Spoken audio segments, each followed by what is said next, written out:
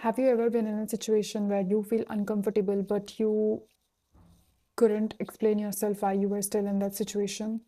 I have. I have had conversations with people that have drained me. I have argued with people whose fundamental values do not even align with my values. And I have stayed on phone calls for hours where I was not even allowed to finish my sentences. And every time I told myself, it's okay, it's fine, it's just another conversation or a phone call, it's nothing serious. But right after that, I would feel drained, I would feel small, and I would feel irritated. And that's when I started asking myself, why do I stay in those situations? Why do I even stay? Like, really, why do I even stay when I know it's not right? When I feel that it's not right, why do I stay? And then I realized something that it was never about them. It was about me and my boundaries. So, based on my past experience, I have come up with 5 practical points about boundaries. Point number one, if you feel drained right after a conversation, then that's a red flag. Boundaries start with noticing how you feel right after a conversation. If right after every conversation you are feeling small, irritated, or drained out, then something is off.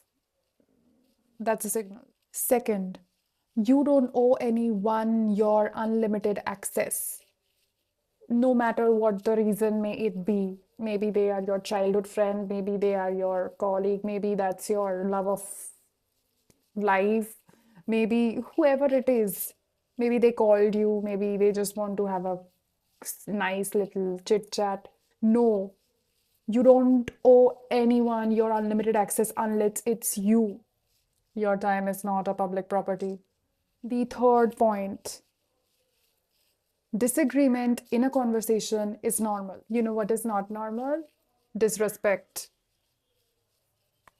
If someone is constantly trying to prove you wrong or talk you down in a particular conversation, that is not healthy exchange. You don't need to win an argument. You just need to limit your access. Now, coming to the fourth one. This took me a lot of time to realize and understand. Ending a conversation is not rude. It is not. Trust me, it's not. Saying I need to go in a conversation is a skill, and I still need to master it.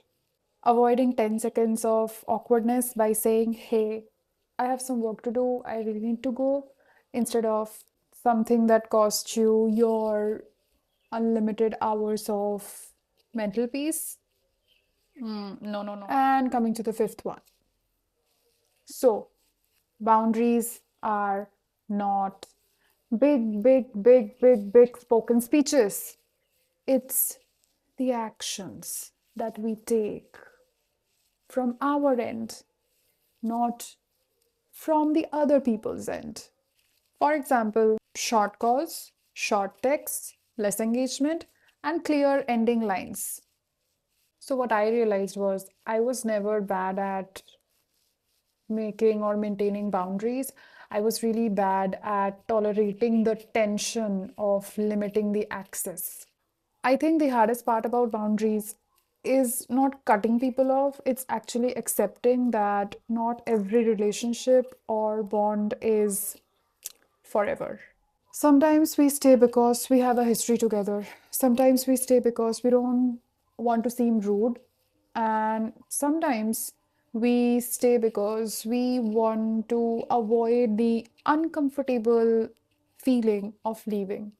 A few seconds of feeling uncomfortable is better than having a couple of hours of feeling unheard. I have realized that boundaries are not about changing other people, it's more about choosing myself quietly and consistently. And growth for me is not about arguing better, maybe, it's about living earlier.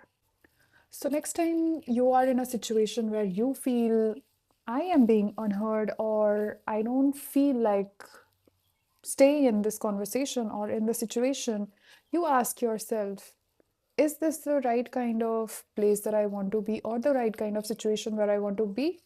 Or I think I might just draw a boundary here. And we are at the end of our video, and I really, really, really hope that you have enjoyed this video and this video has helped you one way or another, or maybe it will help you in future, who knows. And thank you for staying. See you at the next one.